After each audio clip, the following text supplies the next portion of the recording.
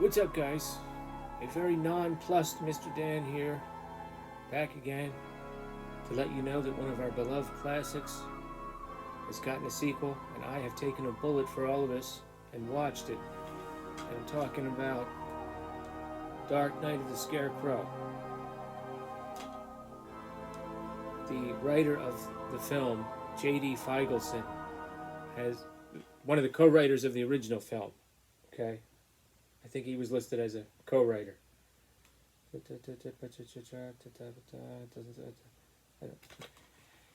He was at least one of the co-writers on the original film. Has written and directed the sequel decades later.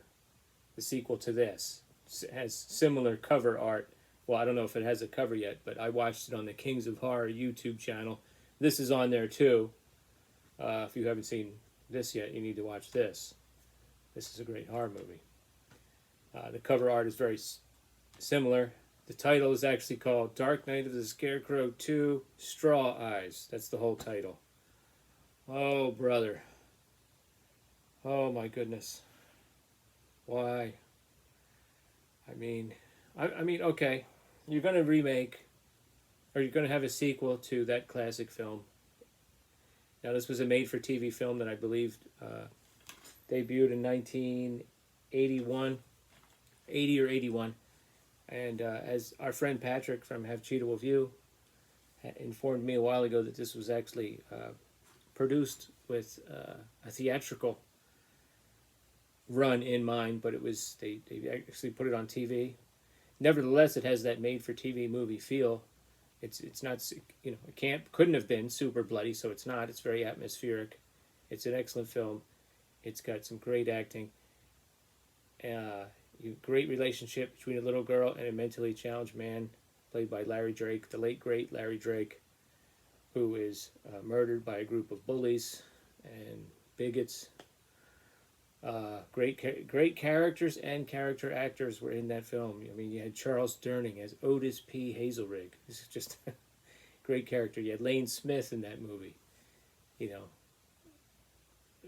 It's a revenge tale. You don't see a lot. A lot of the kills in that are kind of like farm accidents. Farm settings are great settings for slashers and also like atmospheric horror films. Like Tom Waits said, there's always some killing to do around the farm. This one kind of goes in more for like a slasher, but it's not like a hardcore slasher. Not this one. The sequel. Anyway, yeah, I mean, it does have the connection to the original writer. Now, as far as directing credits, he actually doesn't have a whole lot. There's only a few. You can check on IMDb. Did it look amateurish? Not really. I mean, there's some CGI in here.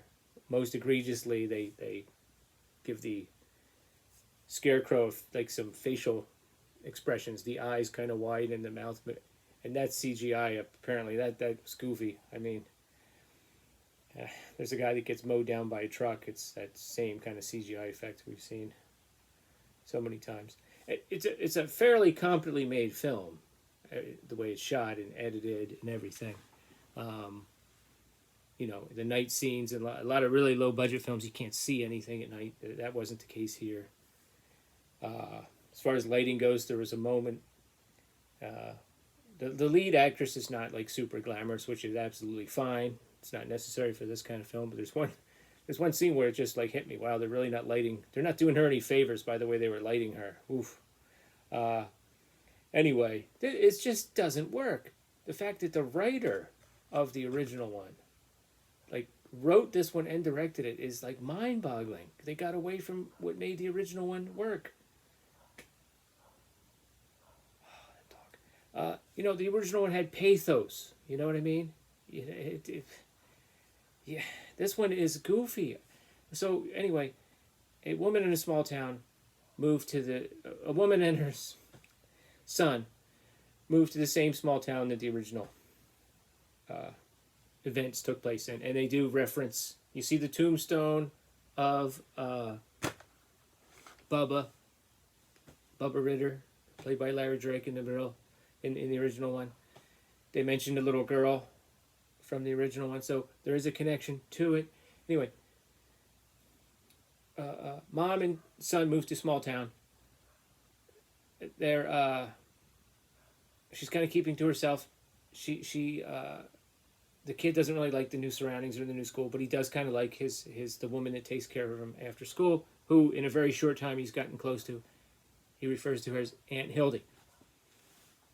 Okay, before too long, we find out that she's actually in the witness protection program. Okay, and the local district attorney or somebody like that is the only one that knows. Okay, and that's a whole sort of subplot that just didn't need to happen in this film. It didn't make any sense to me. We'll get back to that in a minute. At any rate, it opens up with, the beginning one took it. The beginning one, I'm flustered. The original one kind of took its time, and established this relationship. And then you saw the horrible murder, and then the short trial, and the acquittal, and all that happened before anybody died. And this one opens up with a murder, and it's more like from a slasher movie. And why? You have a lazy employee who's kind of like hiding out when he's supposed to be doing work, drinking beer and listening to music, and his boss comes up and grabs him, and he's all mean. And at one point, he's like, the crows. He's like, you hear the crows? The crows ain't stopped working. What do you, why'd you stop working? He's like, but Mr. So-and-so, there's a scarecrow to keep the crows away. And he's like, and he looks over and there's no scarecrow there. And it's like, bum, bum, bum. So anyway, one of those two guys gets killed and the other one goes on the run. But and everyone's like, well, he was kind of a jerk off, but I don't know. I didn't really think he was a murderer because the one guy gets blamed for it. But why? Why?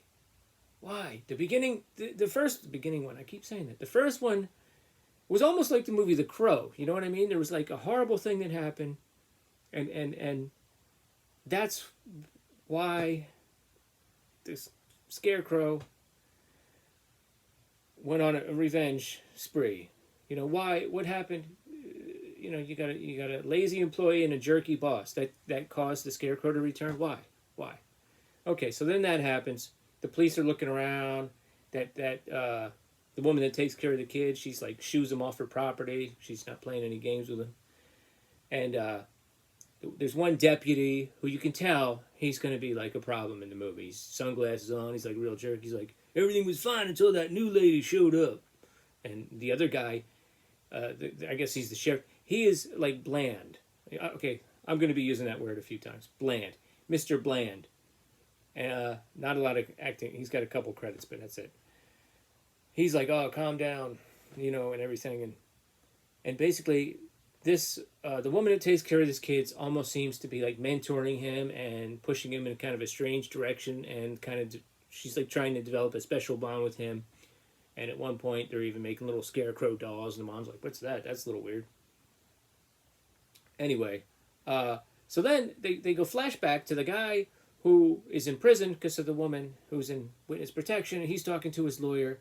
And he's like, hey, good news. I think we're going to get you out on an appeal. And he's like, I ain't worried about that. Oh, you're not? You want to stay in jail? And then he's like, but we got a problem. We got to take care of that lady. And he's like, are you going to go down and do it? And he's like, no, we'll get some local boys to do it.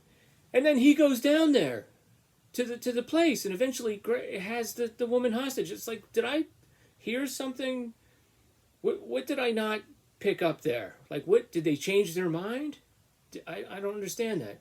And it, at one point I was like, whoa, oh, that's going to be cool. At least because by this time I was kind of bored. I was like, so some local thugs are going to go after the woman, and then the Scarecrow's going to go to town on him. At least we're going to see some kind of action. But then, like, the guy himself showed up later. And he was like one of these, like, I'm going to be quietly menacing kind of guys. And it was kind of boring, bland. So you got that. And then, I don't know, who else is... Okay, so the one deputy guy is kind of a jerk. At one point, he gets a little too aggressive with the woman, and something happens to him. Okay, so as far as connections go, at one point, the woman's walking around. She sees the Scarecrow out in the field. She walks up, and she starts having a conversation with it. I guess she wants to vent. And she reaches in, and she pulls out some straw from his eye socket, and she calls him Mr. Straw Eyes.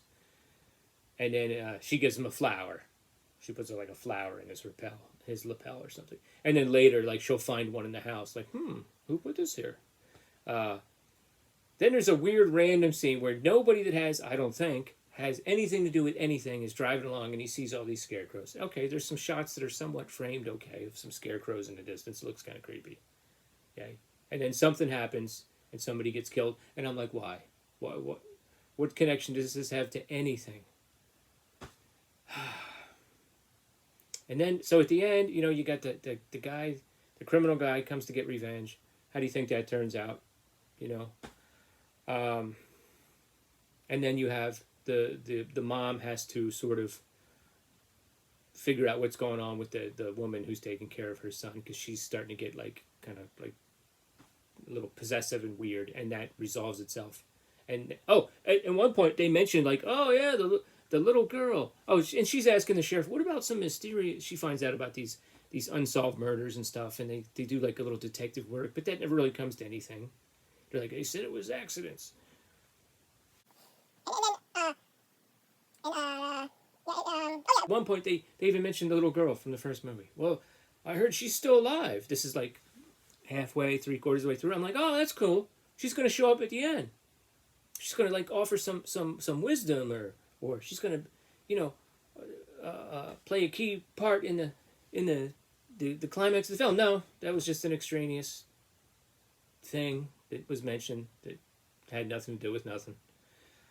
Oh, I mean, I don't know.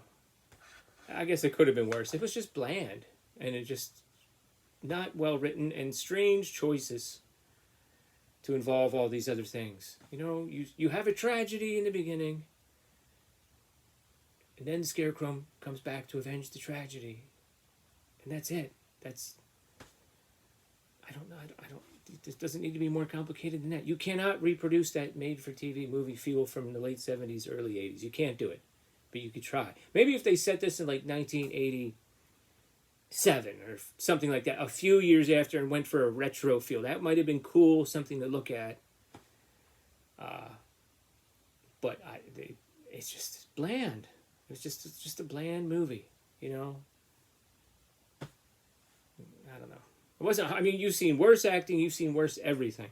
Okay, there's one of the lead actress. She makes at some point she's supposed to be surprised by something. And she's like, ah, it's okay, maybe they could have gotten a better reaction out of her, but I don't know. Just no.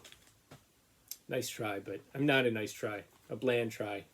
Watch the original one if you've never seen it. It's fantastic. I don't know what else to tell you. This one, like I said, this one's also on the Kings of Horror website. Sorry about the mess behind me. I'm going to be selling some of my Hot Wheels this weekend, so I'm kind of cleaning up. Anyway, there it is. The sequel nobody asked for, but I watched, so you don't have to. Later.